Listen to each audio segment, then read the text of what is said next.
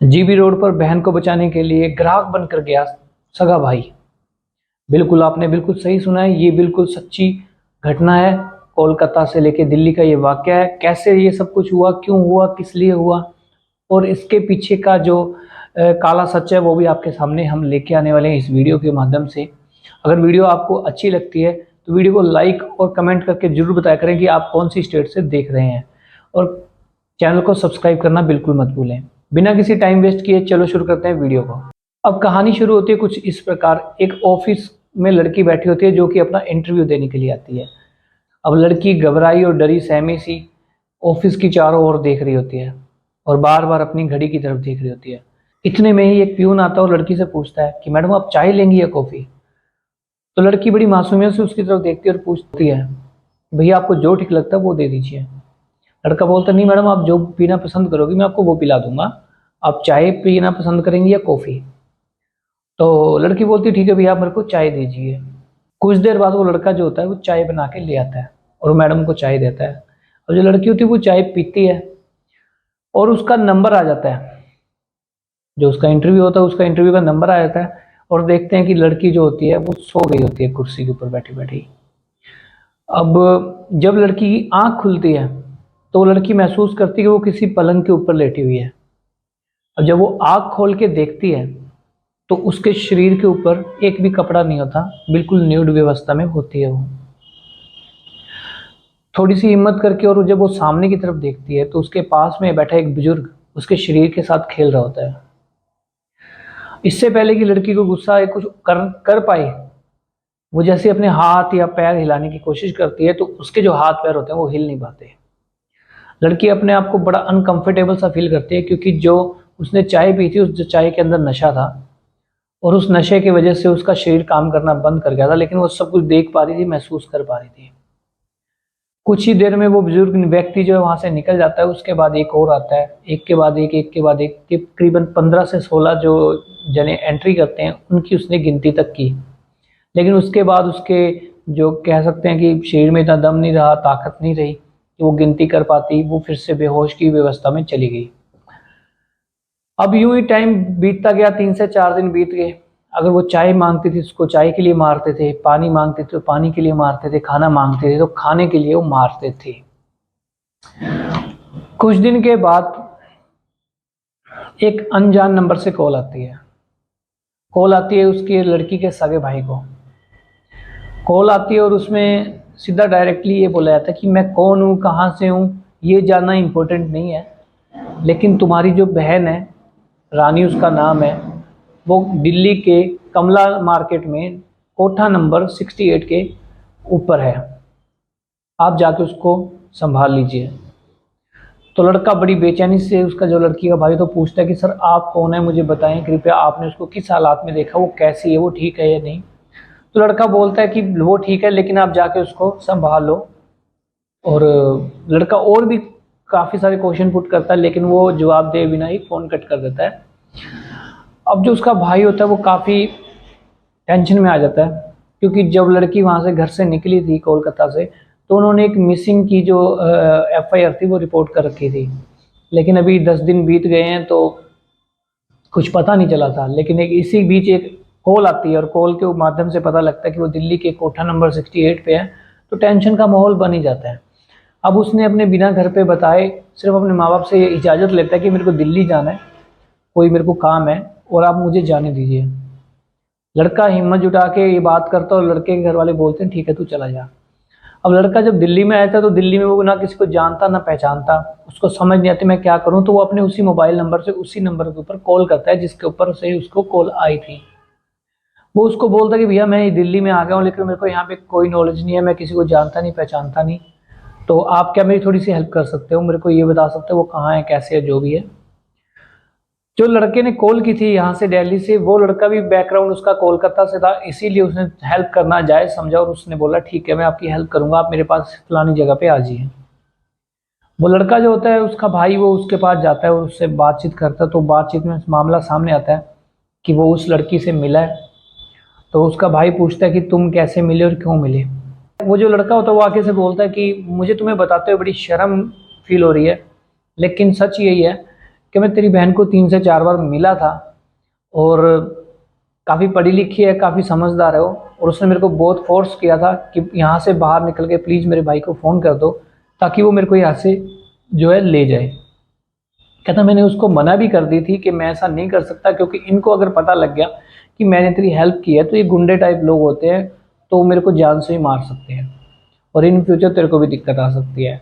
कहता बट बार बार उसके फोर्स करने पे मैंने जो है तेरे को कॉल करके ट्राई किया कि चलो मैं तेरे को बता देता हूँ। तो लड़का बोलता ठीक है, अब मेरे को आगे क्या करना चाहिए। तो वो बोलता है कि जो भी करना है समझदारी के साथ करना, जल्दबाजी मत करना, क्योंकि वो लोग बहुत डेंजरस हैं। ये ना हो तेरी बहन हमेशा के लिए वहाँ फंसी रहे और तू भी किसी ना किसी जंजाल में फंस जाए। ठीक है, तो वो बोलता तू सबसे पहले जाके अपनी बहन को वहाँ पे मिल। अब उसका सगा जो भाई होता है वो यही करता है कि नेक्स्ट डे वो सबसे पहले उसी कोठा नंबर 68 पे जाता है और वहाँ पे जाके जो उनकी मैनेजर होती है उनको बोलता है कि मैडम मेरे को इन्जॉयमेंट करना है तो कोई बढ़िया सी लड़की दीजिए। तो बोलती है ठीक है। तो वो 10 से 12 लड़कियां दिखाती हैं उसको, लेकिन लड़का रिजेक्ट कर देता है, कहता है मेरे को कोई नहीं पसंद, क्योंकि उनमें से कोई भी उसकी बहन नहीं थी, तो वो अपनी बहन को ढूंढने आया था। तो इतने में वो मैनेजर होती है जो वो बोलती है कि जो एक नई लड़की आई है रानी, उसको बुलाओ, इसको वो पसंद आ जानी चाहिए। तो जैसे ही नाम सुनता तो इसको थोड़ी सी खुशी होती है कि हाँ मेरी बहन यही है, और वो क्या करता है उसकी वेट करता है। तो इतने में पीछे से लड़के आके बोलते हैं कि मैडम अभी वो क्लाइंट के साथ बिजी है, कुछ देर में उसका जो क्लाइंट है वो निकलेगा, फिर ही इनको मिल पाएगा वो टाइम। तो ये लड़का बोलता है इट्स ओके मैं वेट कर लूँगा। तो मैडम बोलती है कि अभी जो उसका रेट है वो भी डबल है, क्योंकि उसकी डिमांड बहुत है, अगर तुम्हें चाहिए तो बताओ। लड़का बोलता है ठीक है मैं रेट भी डबल दे दूंगा, वेट भी कर लूँगा, इट्स ओके। अब क्या होता है कुछ ही देर में गेट की कुंडी खुलती है और गेट में से एक बंदा जो है बाहर आता है, और पीछे ही उसके जो रानी होती है जो कि उसकी बहन होती है। जैसे ही बहन और भाई एक दूसरे को देखते हैं ताकते हैं, वैसे ही उनके अंदर एक झंझनाहट हो जाती है, और जैसे ही बहन कुछ बोलने लगती है तो भाई आंखों ही आंखों में उसको इशारा करता है कि अभी कुछ मत बोलियो, सबको समझ आ जाएगा, चुप रहियो। ठीक है, वो अपने पैसे पे करता है और उस लड़की के साथ अंदर चला जाता है। अब अंदर जाने के बाद वो एक दूसरे से गले मिलते हैं और एक दूसरे के मुंह के ऊपर हाथ रख देते हैं ताकि उनकी रोने की जो आवाज़ है वो बाहर तक ना जाए, किसी को सुने ना। इस टाइम के अंदर वो एक दूसरे से बातचीत करना शुरू कर देते हैं, और बात सारा जो वाक़या होता है वो लड़की जो अपने भाई को बता रही होती है। इतने टाइम के अंदर बाहर से एक गेट नॉक करने की आवाज़ आती है। तो लड़का पूछता है क्या हुआ है। तो बोले जो तुमने पेमेंट दी थी उसका टाइम कंप्लीट हो चुका है और तुम जल्दी से बाहर आइए। अब लड़का बोलता है कि 2 मिनट रुकिए, और फिर से वो अपनी बातचीत करने लग जाते हैं। इतने में ही 2-4 मिनट के बाद दोबारा से गेट नॉक होता है और जोर जोर से गेट को नॉक किया जाता है और बोला जाता है गुस्से में कि जल्दी से बाहर आओ वरना तुम्हारे लिए ठीक नहीं होगा। तो लड़का बोलता है ऐसा क्या हो गया, मतलब कि अगर मैंने पैसे पे किए हैं तो आप मेरे को टाइम स्पेंड करने दीजिए। तो वो बाहर से कहते हैं कि जो तूने पैसे दिए थे उसका टाइम ओवर हो चुका है, अगर तू 1 मिनट भी और रहा तो तेरे को डबल पेमेंट देनी पड़ेगी, जो तू पहले देखा है वही सेम और देनी पड़ेगी। तो लड़का बोलता है इट्स ओके मैं पेमेंट और डबल दे दूंगा, लेकिन मेरे को टाइम स्पेंड करने दीजिए। अब क्या होता है कि फिर से वो अपनी बातचीत करने लगते हैं। जो लड़की होती है पूरा वाक्य अपने भाई को बताती है, उसके साथ कैसे कैसे वहाँ से यहाँ तक लाया गया उसको, और क्या पूरा माहौल था, कैसे उसको यूज़ किया जा रहा है, कैसे उसको खाने को पीने को नहीं दिया जा रहा। XYZ उनकी सारी बातें कंप्लीट हो जाती है, और लास्ट में लड़की उससे एक बात पूछती है कि भैया क्या मैं यहाँ से कभी बाहर निकल पाऊंगी। तो उसका भाई बोलता है कि तू चिंता मत कर, मैं आ गया हूँ ना कुछ करता हूँ, तेरे को यहाँ से ले जाऊँगा। इस बीच उनकी बातचीत खत्म होती है और लड़का वहाँ से निकल जाता है। लड़के निकलने के बाद 2 दिन ये सोचता है कि मैं क्या करूँ, कि मैं पुलिस के पास जाऊँ या किसी और के पास जाऊँ, उसे कुछ भी समझ नहीं आ रहा होता है। तो वापस वो 2 दिन के बाद अपनी बहन के पास वापस आता है उसी कोठे पे, और उनसे वही डिमांड करता है कि मेरे को उसी लड़की से मिलना। वो मिलाते हैं, और मिलाने के बाद जो वो अपनी बहन को पूछता है कि मेरे को 2 दिन हो गए, यही सोचते हो कि मेरे को क्या एक्शन लेना चाहिए, मुझे कुछ भी समझ नहीं आ रहा। अगर मैं पुलिस के पास जाऊँगा तो पुलिस भी हो सकती है इनके साथ मिली हो और तू हमेशा के लिए यहाँ पे फंस के रह जाए। तो लड़की बोलती है कि तू एक काम कर, तू यहाँ से निकल और महिला आयोग में जा, वहाँ पे स्वाति मालीवाल मिलेगी, वो हम जैसे लोगों की हेल्प करती हैं। यहाँ पे कोठे पे वो रेड वगैरह मारती हैं और वो ऐसे लोगों की हेल्प करती हैं, तो उनसे मिल।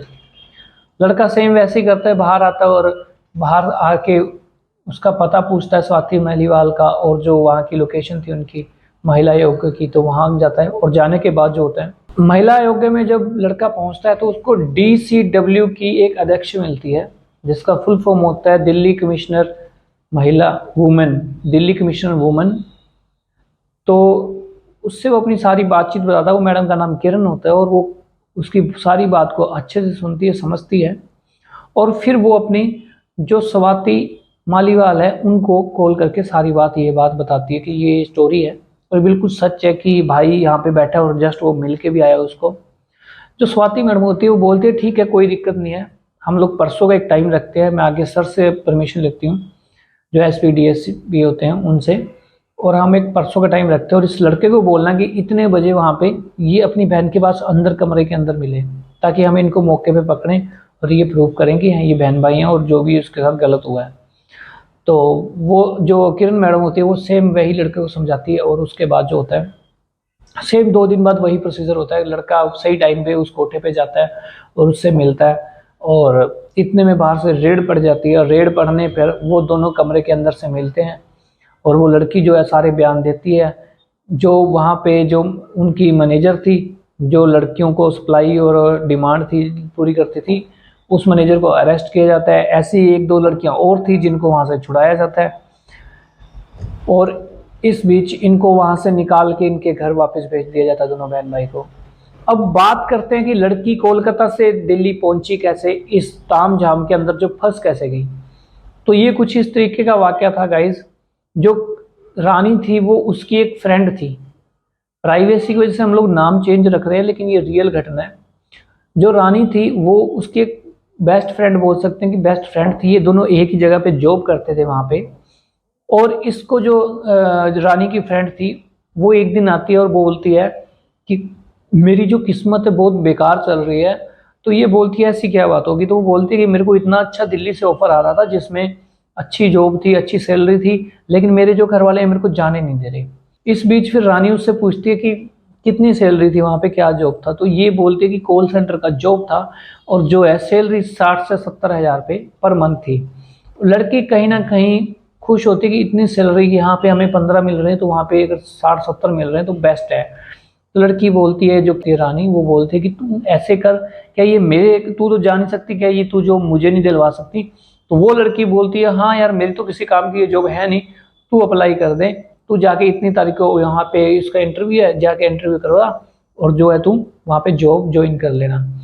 ये सुन के जो अपने रानी है वो अपने घर पे बताती है और सारी बातचीत, तो घर वाले भी बोलते हैं ठीक है भाई चली जा, अच्छी सैलरी मिल रही है तो कर ले। अब वहाँ से कैसे रानी दिल्ली में पहुँच जाती है। दिल्ली में जब वो इंटरव्यू देने के दौरान उसको वहाँ पे बिठाया जाता है तो उसी टाइम उसके साथ वो चाय दे के जो उसके साथ फ्रॉड कर दिया जाता है।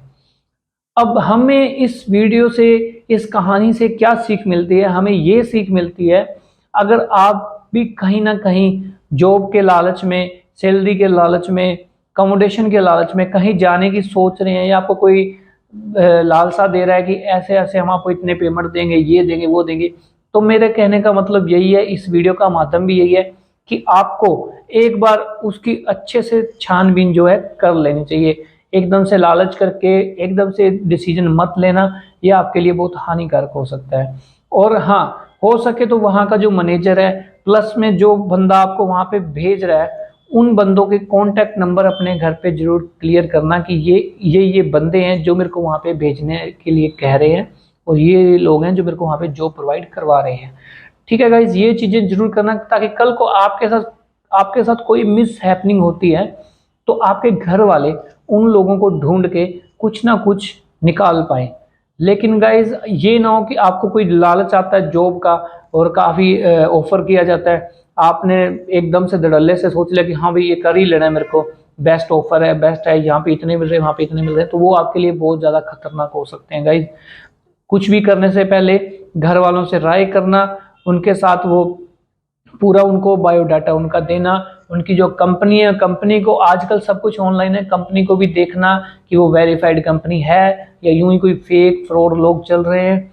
और जब आपको तसल्ली हो जाए तब ही आपको ऐसी जॉब के लिए जाना चाहिए कहीं बार, अदरवाइज लालच में मत आइएगा इस, क्योंकि आजकल जो टाइम चल रहा है बहुत ज़्यादा फ्रॉड का चल रहा है। मिलते हैं नेक्स्ट वीडियो में नेक्स्ट टॉपिक पे। Good bye, take care and जय हिंद।